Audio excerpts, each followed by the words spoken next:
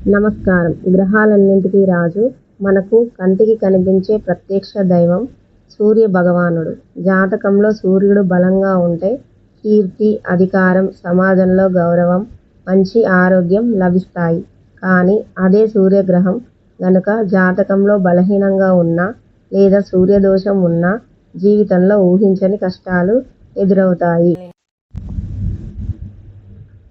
అసలు సూర్యగ్రహ దోషం ఉంటే ఎలాంటి ఇబ్బందులు వస్తాయి, ఎలాంటి సంకేతాలు కనిపిస్తాయో ఇప్పుడు తెలుసుకుందాం.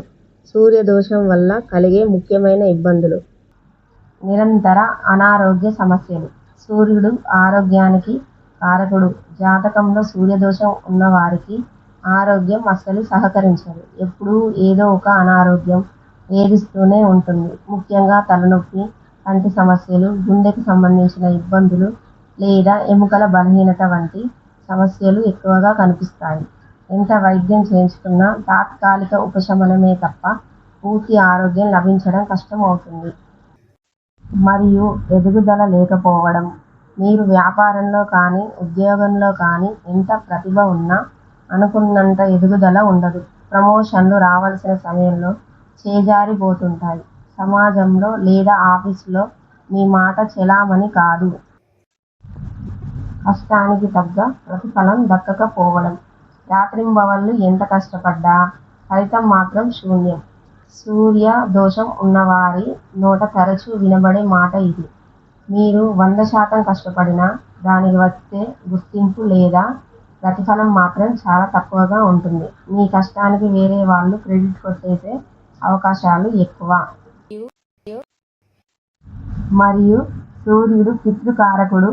సూర్య దోషం ఉంటే తండ్రితో సంబంధాలు సరిగా ఉండవు లేదా తండ్రి ఆరోగ్యం క్షీణిస్తుంది. అలాగే కోర్టు కేసులు, ట్యాక్స్ సమస్యలు లేదా ప్రభుత్వపరమైన పనుల్లో తీవ్రమైన ఆటంకాలు ఎదురవుతాయి. మరి ఈ సూర్య దోషం నుండి ఎలా బయటపడాలి?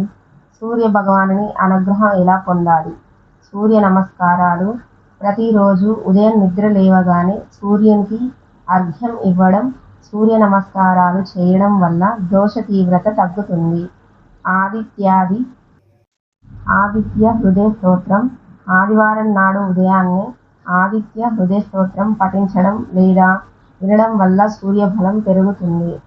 గోధుమలు దానం. ఆదివారం రోజున గోధుమలు లేదా ఎరుపు రంగు వస్త్రాలను దానం చేయడం శుభకరం. జాతకంలో దోషాలు ఉన్నాయని భయపడాల్సిన పనిలేదు. ప్రత్యక్ష దైవమైన ఆ సూర్యనారాయణుడిని నిష్ఠతో కొలిస్తే ఆ నిశ్చలమైన భక్తే మీ దోషాలను పోగొట్టి మీ జీవితంలో వెలుగులు నింపుతుంది.